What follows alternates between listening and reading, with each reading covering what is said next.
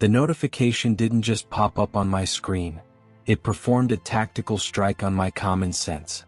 Sarah. Hey, come over, I'm alone, winky face. It was 7:45 p.m. on a Friday. The semicolon and the winky face were doing heavy lifting, acting as punctuation for a fantasy I had been quietly nursing for 3 weeks. We'd had the banter at the office, the lingering eye contact over the break room coffee machine, the playful jabs about my terrible tie collection. But the text? The text was the green light I'd been waiting for. My brain skipped the socializing phase entirely and went straight to hookup. I didn't think about board games or a movie or, God forbid, a family reunion. I thought about wine, dim lighting, and making a move. I stood in my bathroom, vibrating with a cocktail of adrenaline and unearned confidence. I showered with a fervor usually reserved for pre-surgery scrubbing. Then I reached for the cologne. It was a bottle I'd bought on a whim at a department store discount rack. Something that smelled aggressively like a forest fire in a pine plantation. I doused myself. Desperate pine trees, I thought, sniffing my wrist. This says, I am a man who appreciates nature but also romance. I didn't stop there. I went into full pre-game mode. The grooming, the selection of the perfect casual but accidental outfit, a charcoal sweater that I hoped looked soft, and the final mirror check where I practiced a smoldering look that probably just looked like I was having a mild stroke. On the way over, I stopped at a liquor store. I grabbed a bottle of red wine that cost exactly $20, the price point that says, I have disposable income, but not, I'm trying too hard. I was a man on a mission. I was a man who thought he was walking into a private sanctuary, completely unaware that he was about to walk into the ninth circle of social hell, the threshold of doom. I pulled into Sarah's driveway, my heart hammering against my ribs like a trapped bird. Every light in the house was blazing, which was a bit odd for a romantic evening, but I attributed it to atmosphere. Maybe she was going for a bright and airy vibe? Who knows? I walked up the porch steps, the wine bottle clutched in my hand like a peace offering. I checked my reflection in the darkened window. I adjusted my sweater. I felt ready. I felt prepared. I knocked. The door didn't just open, it flew open. Sarah was there, looking genuinely radiant. She was grinning, a wide, chaotic grin that I should have interpreted as a warning sign, but instead read as pure, unadulterated excitement to see me. "Oh my God, you actually came," she beamed. "I wouldn't miss it," I said, leaning in with what I thought was a suave, low-register voice. Then she stepped back. The living room behind her was a cavern of sensory overload. It wasn't a studio apartment, it was a theater of chaos. There was her best friend, sprawled on the couch with a bucket of popcorn, watching Kitchen Nightmares at volume 10. There was her brother, who looked like he'd just woken up from a week-long nap, shouting something at Gordon Ramsay on the TV. And in the armchair, the centerpiece of the disaster, was Grandma, aggressively knitting a scarf the color of a bruised plum. The air smelled like butter, wool, and, if I'm being honest, the lingering scent of a nursing home. And then there was the dog. A tiny high-frequency yapper that seemed to detect my specific brand of desperate pine tree cologne as a direct threat to its territorial sovereignty. It launched itself at my ankles, screeching like a banshee. "Oh my God," Sarah laughed, clutching her stomach. "You actually came." I was joking. I meant come over and bring pizza because we're all starving and Grandma's here visiting. The physics of embarrassment. The world stopped. I was standing in the doorway holding a bottle of wine that was now officially the most useless item in the state. I tried to hide it behind my back, a move that felt incredibly juvenile, like a child hiding a forbidden toy. And then the biological betrayal began. The adrenaline hadn't left, it had just shifted gears. My body had spent the last hour preparing for an entirely different kind of physical exertion.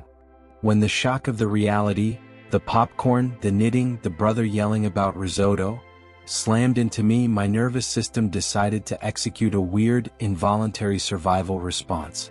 My pants began to tent. It wasn't a subtle shift. It was a structural transformation. I felt the fabric pull tight, a literal manifestation of my previous hubris. I stood there, frozen, realizing that if I moved, I would draw attention. If I stayed still, the tent would be a permanent architectural feature of the living room. Then Grandma squinted at me. She put down her knitting needles and peered over her glasses, her eyes locking onto my midsection for a split second before rising to meet my soul.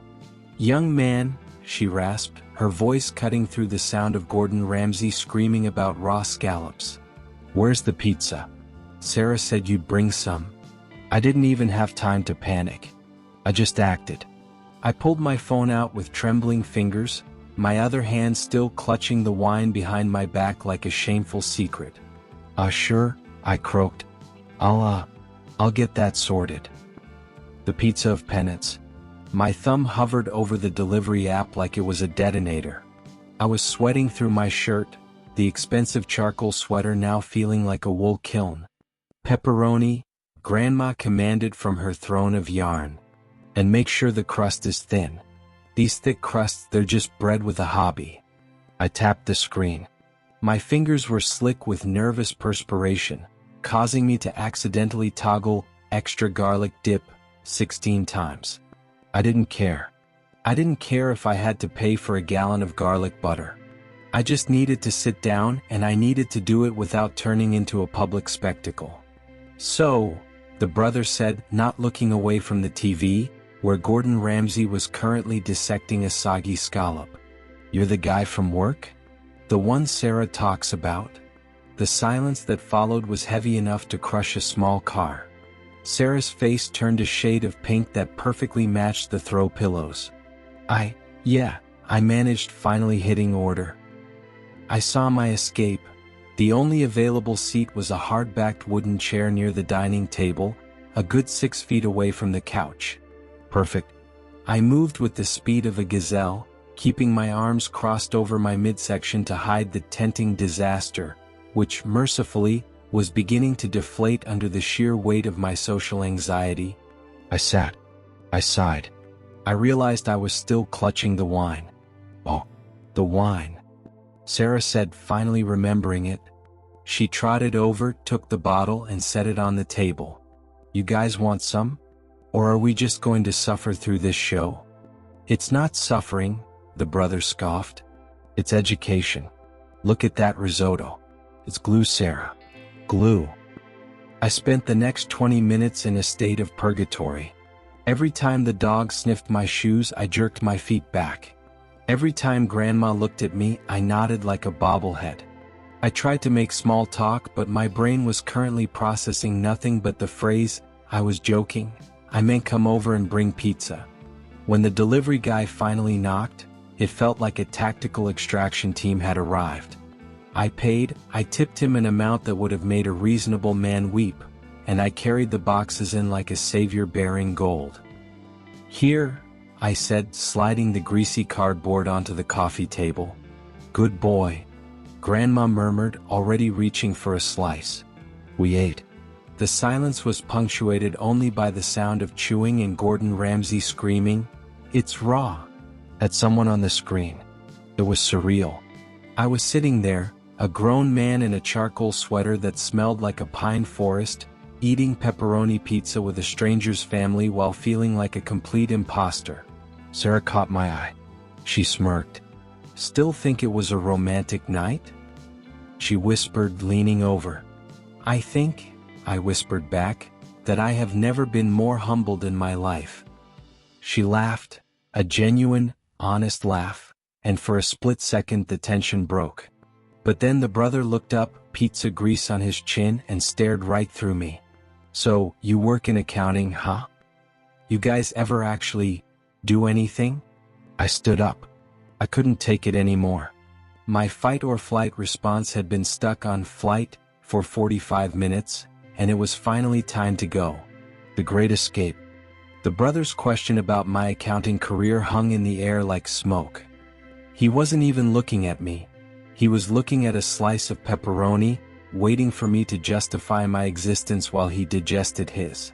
We optimize spreadsheets, I said, my voice cracking slightly, and ensure tax compliance. He snorted. Sounds like a thrill ride. You ever actually do anything that requires sweat? Besides, being here? I stood up. I didn't mean to, but my legs had clearly made an executive decision without consulting my brain. The chair legs screeched against the hardwood floor, a sound that, in my heightened state of paranoia, sounded like a piercing siren of social failure. I actually have, an early morning, I lied, my voice hitting a pitch that was definitely too high. Big tax audit. Very serious. Lots of spreadsheets. Sarah looked up, her expression unreadable.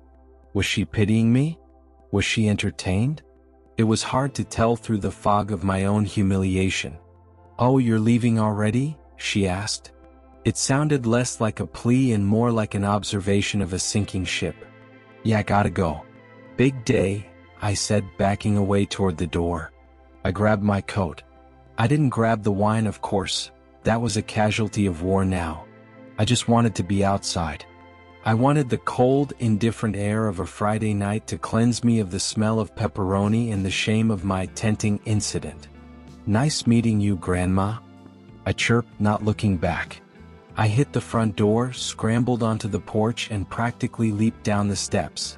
I didn't start the car until I was a safe 2 blocks away, parked under a flickering street lamp. I put my head on the steering wheel and just breathed. The silence of the car was deafening compared to the cacophony of the living room. I looked at myself in the rearview mirror. My hair was a mess, I smelled like a pine-scented dumpster fire, and my ego was currently in a shallow grave. The Monday morning walk of shame. The weekend was a blur of isolation and aggressive self-reflection. I watched movies, but I couldn't tell you what they were about. I stared at the ceiling and replayed the moment the dog barked at my shoes, realizing with horror that I had probably made a weird, high-pitched noise back at it. Monday morning came like an executioner's blade. I walked into the office, head down, praying for the invisibility cloak I had so desperately wanted on Friday. I navigated the cubicle maze with the precision of a spy avoiding lasers. If I could just get to my desk, log in, and avoid the break room for at least 48 hours, I might survive this. Hey. The voice was bright, clear, and absolutely terrifying. It was Sarah. I froze. I turned around, trying to muster a casual, I totally forgot what happened on Friday face. Oh, hey Sarah. Monday, right? A real, start to the week. She was leaning against the break room door, holding a coffee mug. She looked perfectly fine. She looked rested. She looked like she hadn't just witnessed the most awkward evening in the history of human courtship. You left fast on Friday, she said, a small, knowing smile playing on her lips. I told you, I said, tapping my temple. Accounting emergency. Those spreadsheets don't balance themselves. She took a sip of her coffee, her eyes dancing. My brother actually thought you were funny. I blinked. Funny? He said, that guy with the weird cologne? He looked like he was about to explode. He thought you were holding in a massive sneeze for the entire time. I stared at her. The desperate pine tree cologne. The tenting. It had all been interpreted as a massive, agonizing sneeze. I felt a wave of relief wash over me that was so intense it almost made me faint. It wasn't pathetic. It was just allergic. Yeah, I laughed, a real genuine laugh. It was a really aggressive allergy to, pepperoni? Well, she said, shifting her weight, her tone dropping a notch. Next time I'll make sure it's just us. And definitely no dogs.